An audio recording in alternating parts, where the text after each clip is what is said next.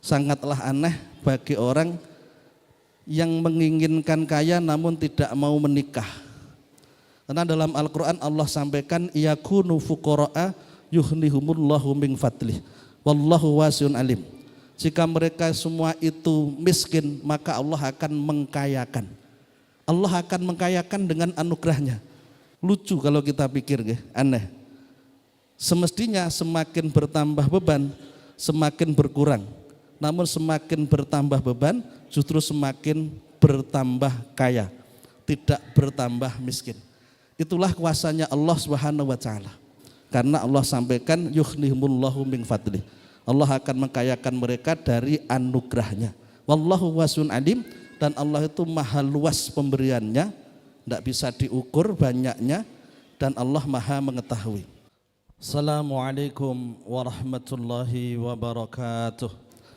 Pada kesempatan siang hari ini saya hanya berpesan kepada kedua mempelai bahwasannya pernikahan ini merupakan suatu hal yang benar-benar membawa perubahan besar dalam kehidupan manusia dalam segala hal, utamanya dalam urusan ekonomi.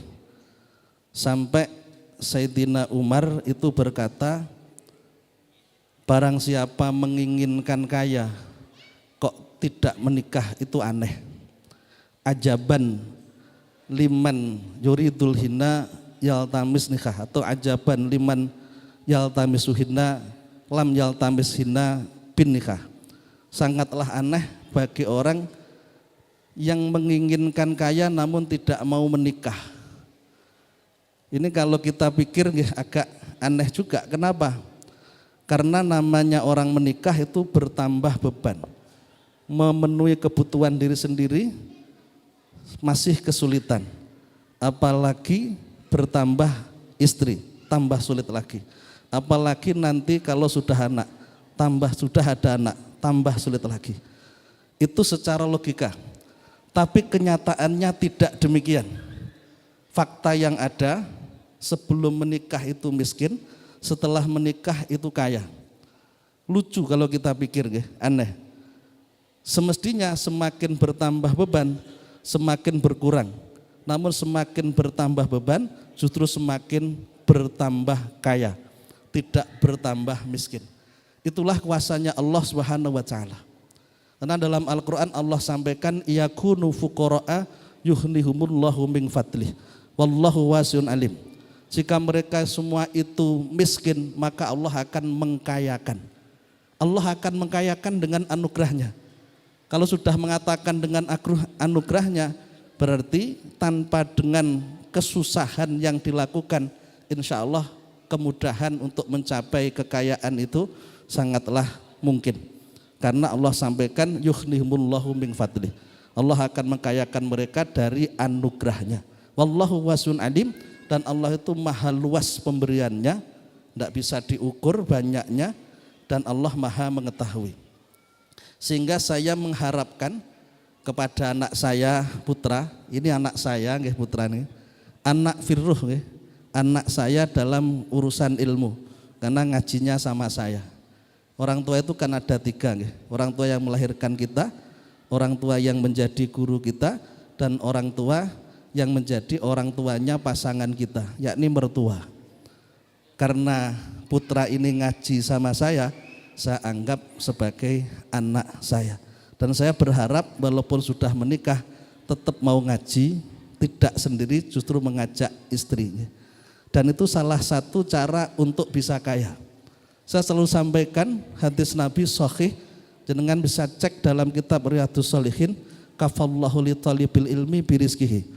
Allah akan mencukupkan rizkinya orang yang mau ngaji. Lek jenengan pengen sugih sregep ngaji. Oke, tapi males biasanya lek kan sugih ngoten mawon niate, lek ndak niate ngoten ndak semangat biasanya. Karena Rasul sampaikan Allah akan mencukupkan rizkinya orang yang mau ngaji. Aku tak ngaji ben sugih. Demikian pula masalah ini pernikahan. Aku menikah biar kaya, ndak masalah niat seperti itu. Karena kita yakin dengan yang dijanjikan Allah. Kalau Allah berjanji akan mengkayakan, pasti akan diberikan. Hanya saja harus kita dasari dengan niat untuk ibadah seperti tadi yang disampaikan. Ibadah yang dimaksud apa?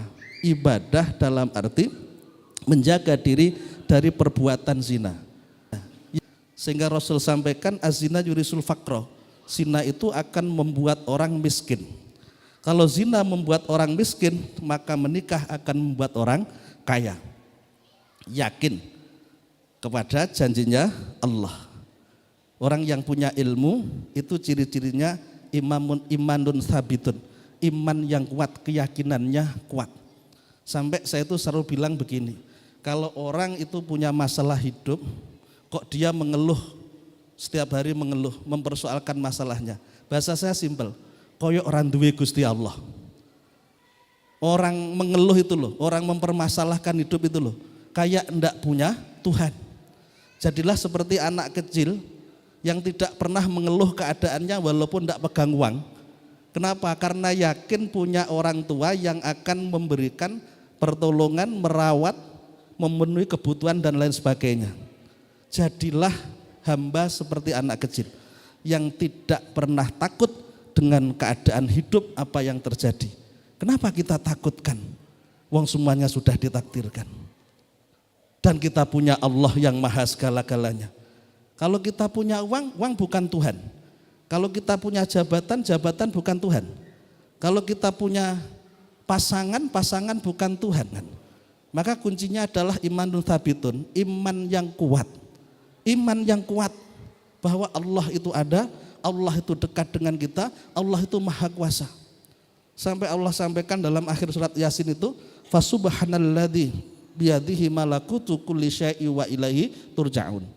Maha suci zat di mana dalam genggamannya segala sesuatu. Dalam genggamannya segala sesuatu. Allah itu kuasa untuk segala-galanya. Anda telah melakukan hal yang benar, menghindari adanya perzinahan, dengan menikah Anda pasti akan ditolong oleh Allah Subhanahu wa taala, akan dikayakan oleh Allah Subhanahu wa taala. Harus yakin. Yang kedua, harus adanya niyatun shadiqatun. Apa niyatun shadiqatun? Amalun sholih. Kita harus beramal sholih. Allah sampaikan mayattaqilla jallahu mahraja rizquhu min haitsu la yahtasib. Barang siapa bertakwa akan dimudahkan urusannya dan rezekinya tidak disangka-sangka. Amal sholih, ibadah, sholat jangan sampai ditinggalkan. Sholat jangan sampai ditinggalkan sesibuk apapun. Karena gara-gara meninggalkan sholat hidupnya susah, dan dengan mengerjakan sholat insya Allah hidupnya mudah. Jadi ada ibadah yang harus selalu ditekankan. Saling mengingatkan satu dengan yang lainnya pentingnya menjalankan ibadah kepada Allah Subhanahu wa taala. Pernikahan bukan sebatas di dunia, namun pernikahan berkelangsungan sampai di akhirat. Ning dunyane bersama, di akhiratnya pun juga bersama-sama. Dan yang menjadikan kita bersama adalah ibadah kita, amal solih kita. Kalau satunya beramal solih, satunya tidak, mungkin tidak akan bersama. Suaminya sholat, istrinya tidak sholat misalkan ya. Kemungkinan suaminya ke surga, istrinya masuk neraka. Begitu juga sebaliknya. Harus sama-sama ibadah, biar sama-sama masuk surganya Allah. Dan yang ketiga adalah ikhlas. Ikhlas dalam melakukan apapun harus disertai dengan keikhlasan. Kalau kita ikhlas dalam melakukan apapun, pahala yang kita dapatkan sangatlah besar. Rizkinya akan dimudahkan oleh Allah Subhanahu wa taala. Makanya harus terus berusaha memperbaiki diri, berusaha untuk menambah pengetahuan, tidak boleh merasa cukup, merasa sudah pinter dan lain sebagainya. Masih banyak yang harus kita ketahui, masih banyak yang harus kita pelajari, masih banyak yang harus kita lakukan. Hidup yang singkat harus benar-benar dimanfaatkan dengan sebaik-baiknya. Jangan sampai waktunya disia-siakan kita. Kuncinya adalah tahan nafsu, jangan mudah emosi. Hidup itu tidak seperti yang kita inginkan. Kadang ada sesuatu yang tidak kita inginkan terjadi, yang penting kita mau menahannya. Bahwa semuanya itu memang kehendak Allah yang mana kita harus bisa menerimanya. Satu ungkapan yang disampaikan oleh para ulama, la najata anin nafsi, tidak ada keselamatan dari nafsu illa bil iltija ilallah. Orang tidak akan bisa menahan nafsunya, bisa menahan emosinya kecuali senantiasa bersandar pada Allah Subhanahu wa taala. Mohon pada Allah biar senantiasa diberikan pertolongan, diberikan kemudahan. Jangan lupa bahwa Allah itu dekat dengan kita, Allah itu kuasa, Allah senantiasa akan memberikan pertolongan pada hamba-hambanya yang solih. Jadi orang solih, jadi orang baik, jadi orang taat, kunci keselamatan dunia dan akhirat.